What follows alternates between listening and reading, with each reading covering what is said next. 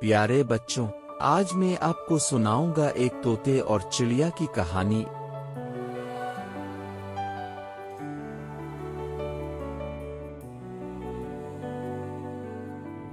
ایک کسان کے گھر میں ایک چڑیا پلی ہوئی تھی۔ وہ انسانوں کی بولی جانتی تھی اور جو کچھ دیکھتی تھی وہ بیان کر دیتی تھی۔ کسان اس کو بہت پسند کرتا تھا اور وہ بھی کسان کے گھر میں بہت خوش تھی۔ ایک بار کسان کا ایک دوست اللہ بخش دوسرے گاہ سے اس کے ہاں آیا۔ اصل میں اللہ بخش نے اپنے دشمنوں سے ڈر کر کسان کے ہاں پناہ لی تھی۔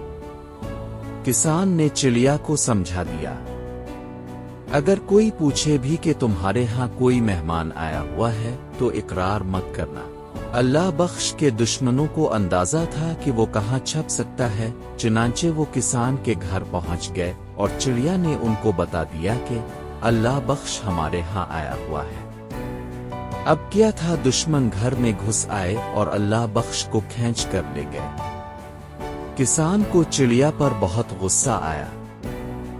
اس نے چڑیا کو مار کر گھر سے نکال دیا۔ چڑیا ماری ماری پھرتی رہی۔ اس کو بے وفا سمجھ کر کسی انسان نے اپنے گھر میں نہیں رکھا۔ اس پریشانی میں اس کی ملاقات ایک طوطے سے ہوئی۔ طوطا بھی آدمی کی بولی جانتا اور بولتا تھا۔ چڑیا نے کہا کہ انسان بے وفا ہوتا ہے اور اپنی بپتا سنائی اور طوطے کو مشورہ دیا کہ وہ کسی انسان کے گھر میں نہ رہے۔ طوطے نے بڑے اعتماد سے کہا، زندگی گزارنے کے لیے عقل سے کام لینے کی ضرورت ہوتی ہے۔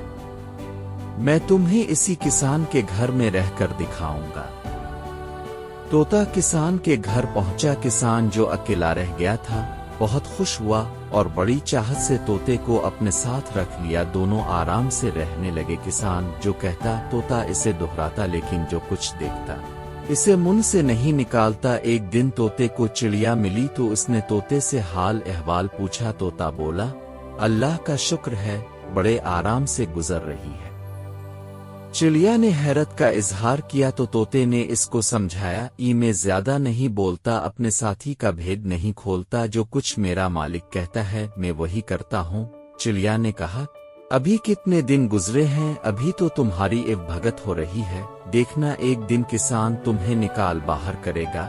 طوطے نے چڑیا کو سمجھایا، میں اس کو تکلیف نہیں دوں گا تو وہ مجھے عمر بھر نہیں نکالے گا، میں اس کے خلاف نہیں بولتا، ہمدردی کرو گے تو ہمدردی ملے گی۔ اب چڑیا کی سمجھ میں طوطے کی بات آ گئی اور اس کو اپنی غلطی کا احساس ہو گیا۔ واقعی طوطا اور کسان زندگی بھر ساتھ رہے۔